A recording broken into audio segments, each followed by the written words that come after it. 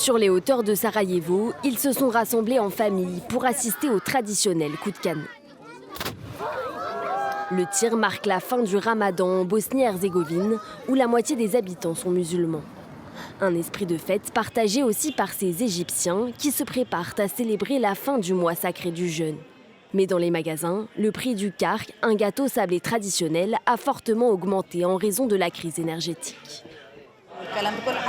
La différence de prix est très grande, mais nous achèterons quand même ces gâteaux de l'Aïd.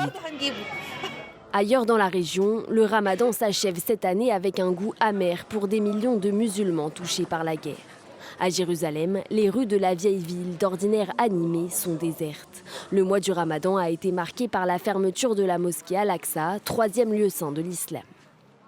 Au Liban, ces familles déplacées par les bombardements israéliens vivent en bord de route sous des tentes. Cet homme s'apprête à passer l'Aïd, le cœur lourd.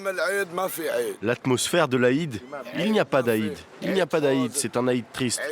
C'est un Aïd des martyrs et si Dieu le veut, l'Aïd sera un Aïd de victoire. Dans une autre guerre, celle qui oppose le Pakistan à l'Afghanistan, ces soldats, eux, célèbrent l'Aïd avec un peu de répit. Islamabad et Kaboul ont annoncé une trêve durant la fête de la fin du Ramadan.